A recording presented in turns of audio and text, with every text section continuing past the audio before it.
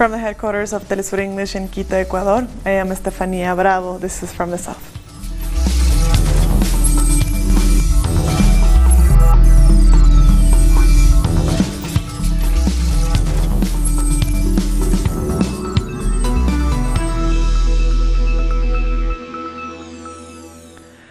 We begin in Gaza, where there are new reports that Israeli forces have once again launched the airstrikes. This comes after Israel claims rockets were fired from Gaza into Israel. At the same time, Israel has sent additional forces to Gaza's border, saying it has reserved the right to carry out more attacks on the Strip. All this follows a ceasefire brokered by Egypt following cross-border fighting that began on Monday. We will keep you updated with more. Moving on, earlier, hundreds of people rallied in the Golan Heights against the U.S. decision to recognize the region as Israeli territory. Demonstrators gathered in front of the governor's building in the city of Bath. Syrian and Palestinian protesters waved flags, and demonstrators also held banners reading "Golan is Syria." And the European members of the United Nations Security Council have said they don't recognize Israel's sovereignty over this territory. They described this annexation as illegal and warned about the consequences this could bring to the region after the US's recognition. Our position on the status of the Golan Heights is well known, and we would like to make it clear that this position has not changed.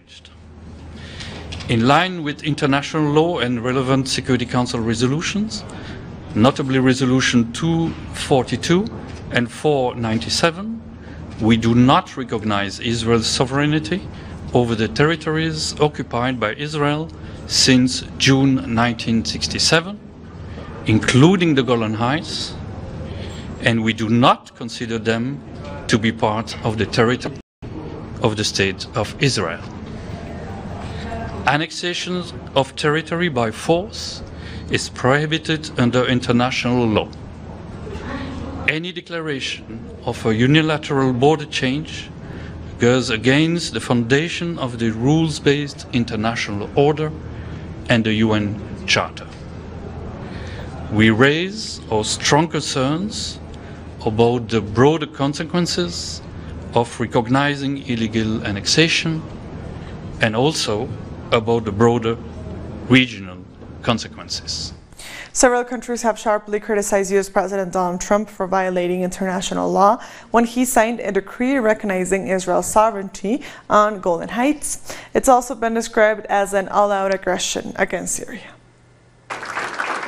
Syria is one of several countries which have strongly criticized Trump's order. International organizations have also spoken out against the move. They say it proves that Washington has ignored the UN Charter, international law, and UN Security Council resolutions. Trump has no power to say that Golan Heights belongs to Israel, to the Zionists. No one has. This decision is a violation of the international law and an aggression against the sovereignty of Syria and the whole Arab world.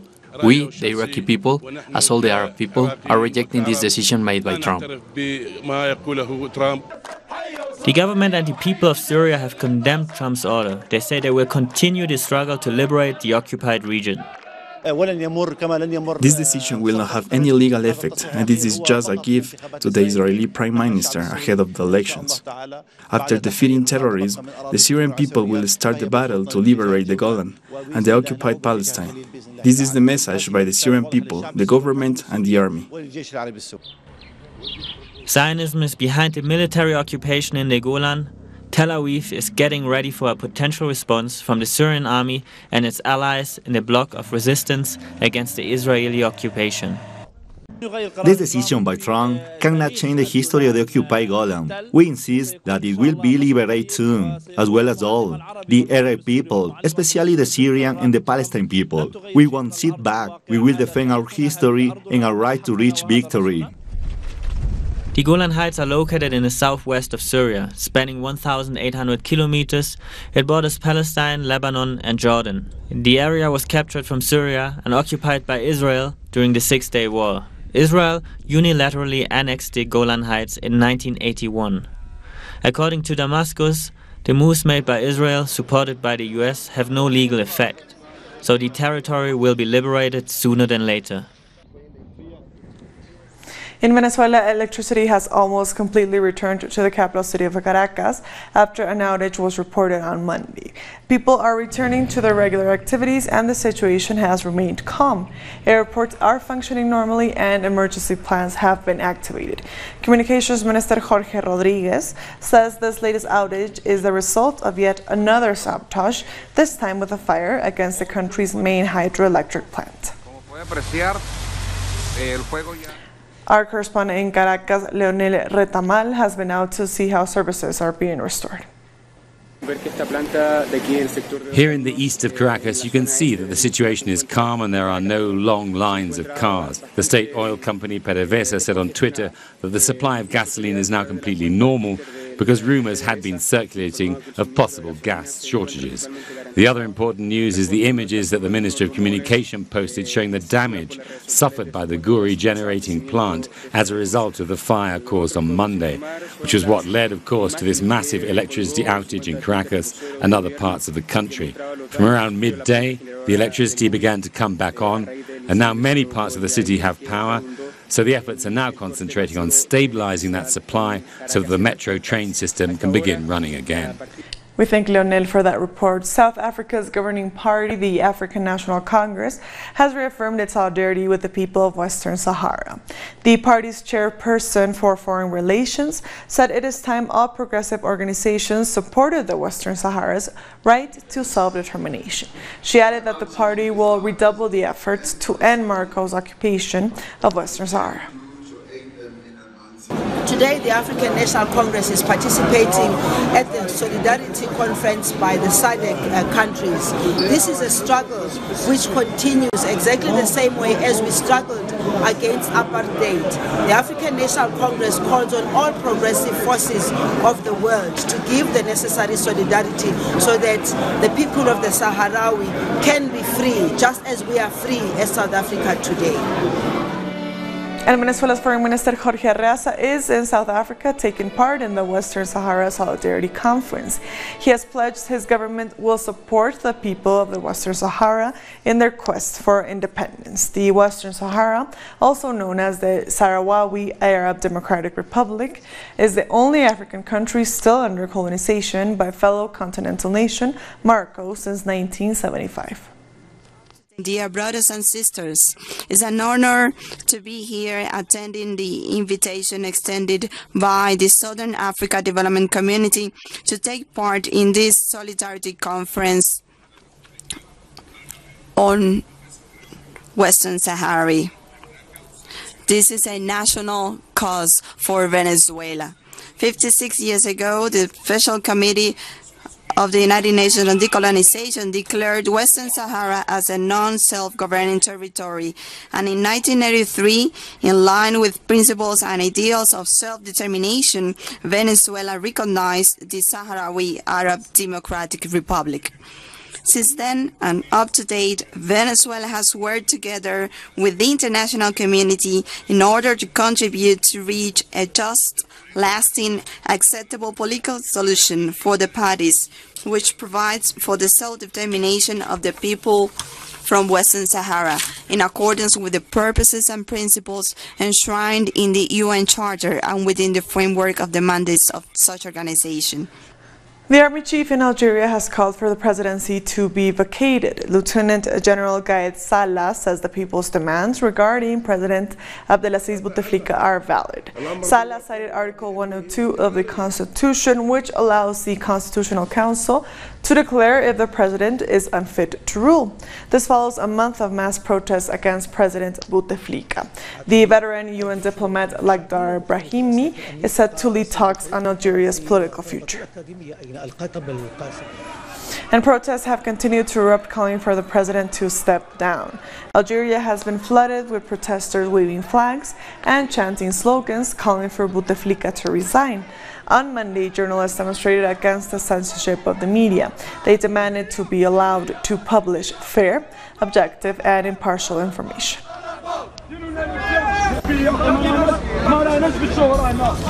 We'll be back very soon. Stay with us.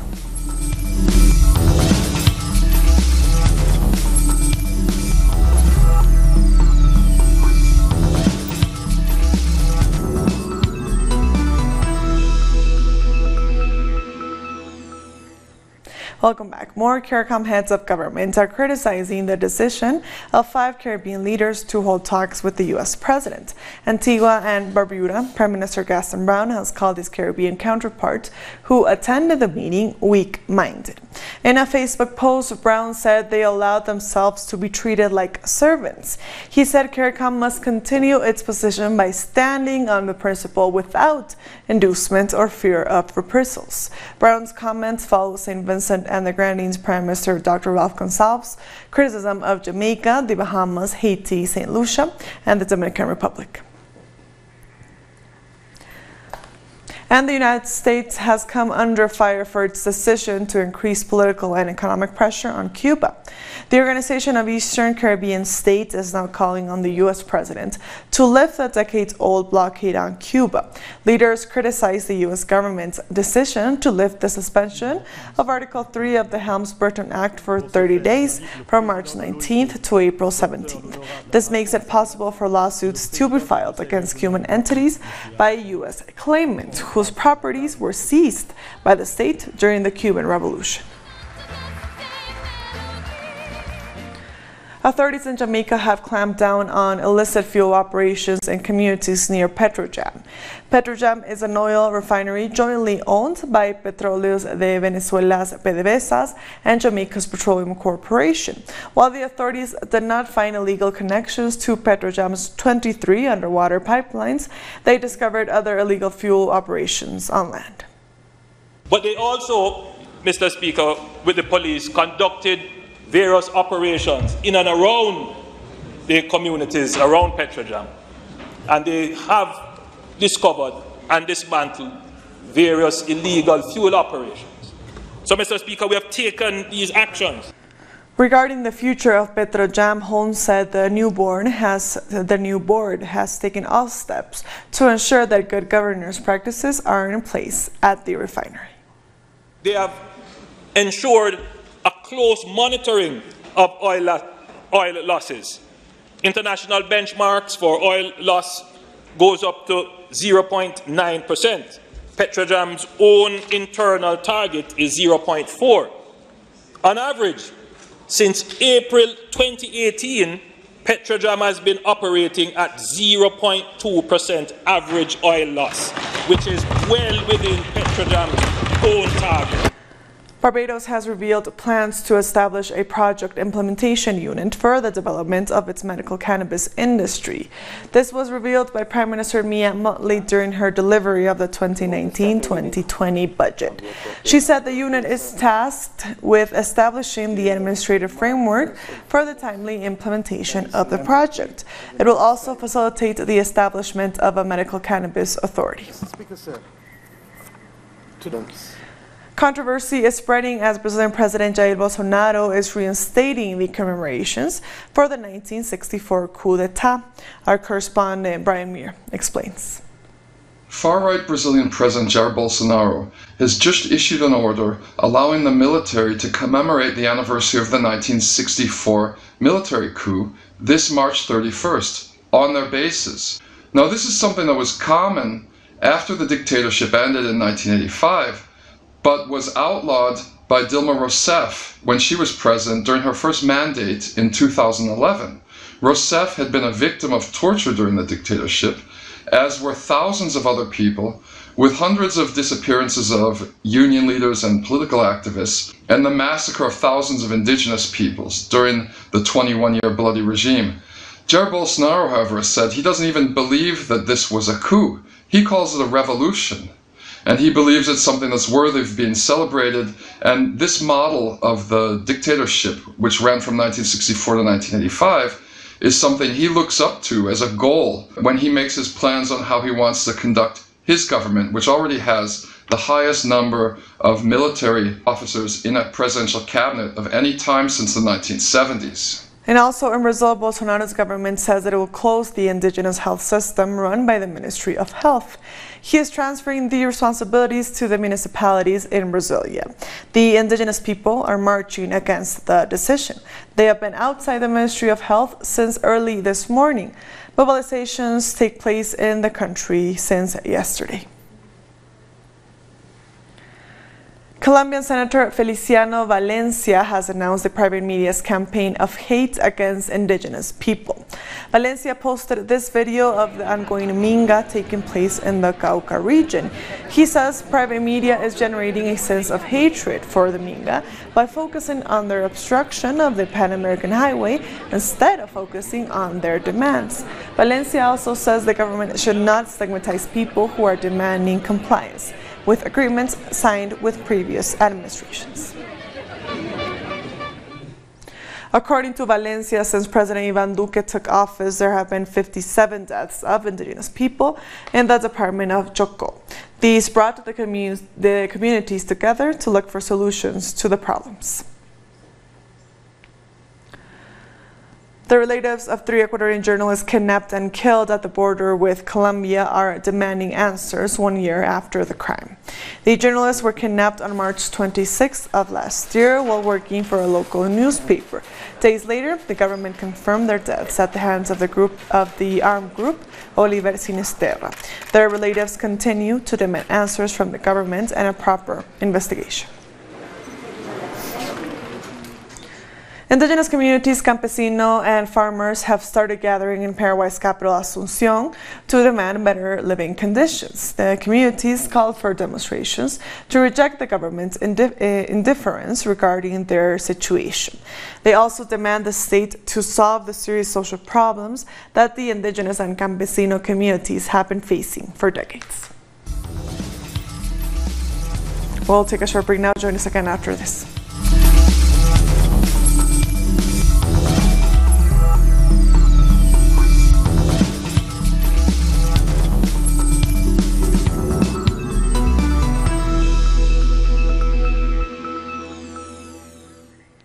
Welcome back. South Africa labor and political movements have continued extending solidarity to the government of Venezuela. Members of the National Union of Metal Workers of South Africa and the Socialist Revolutionary Workers' Party have picketed in front of the United States consulate in the city of Cape Town.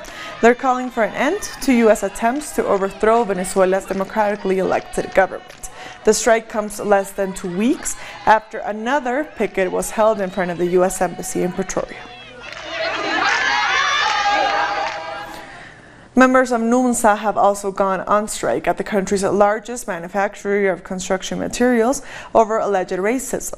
We spoke with South African researcher and activist David Van Wyk, who says the nationalization of the country's means of production is the only effective way to fight widespread abuse of workers' rights. Well, I think the way to end racism in the workplace is actually to try and begin to nationalize the wealth and resources of South Africa and to put it under the control of South Africans rather than under the control of international corporations and so on.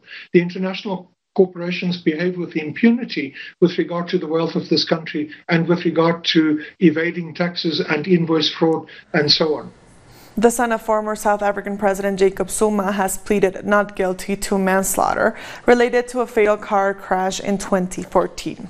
Dudosane Zuma said the accident in which 2 people died was unintentional.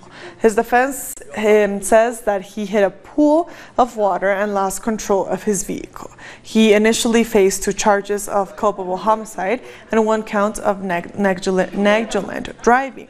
One of the culpable homicide charges will be withdrawn.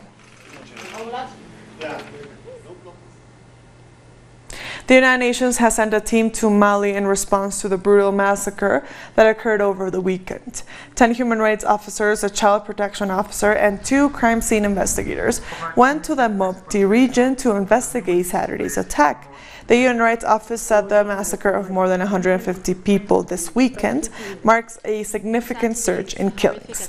These attacks have led to about 600 deaths of women, children, and men, as well as thousands of displaced persons since March 2018. The attack in Ogusagu in the Mopti region in central Mali is the latest in a series of assaults and a cycle of violence that has resulted in some 600 deaths of women, children, and men, as well as thousands of displaced people since March 2018. So 600 people have been killed in a year over the past 12 months in the Mopti region alone. Rwanda and the Democratic Republic of Congo have pledged to end conflict between the two countries and work together for peace. Congolese President Felix Tshisekedi and his Rwandan counterpart Paul Kagame made the announcement at the ongoing Africa CEO Forum in Kigali. The two neighbors have had a fractious relationship since the 1994 Rwandan genocide. Last year, heavy fighting broke out between the Rwandan and Congolese military in troubled Eastern Democratic Republic of Congo after an incursion by Rwandan troops.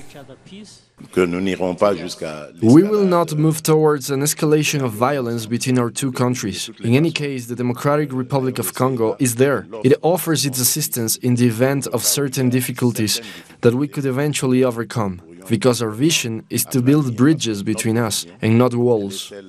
If we can't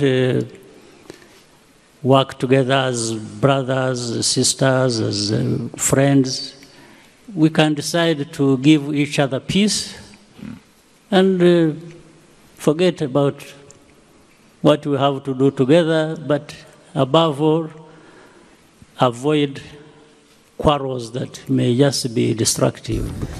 And with that story, we've come to the end of this news brief. These and other stories, as always, find them on our website at telesurenglish.net.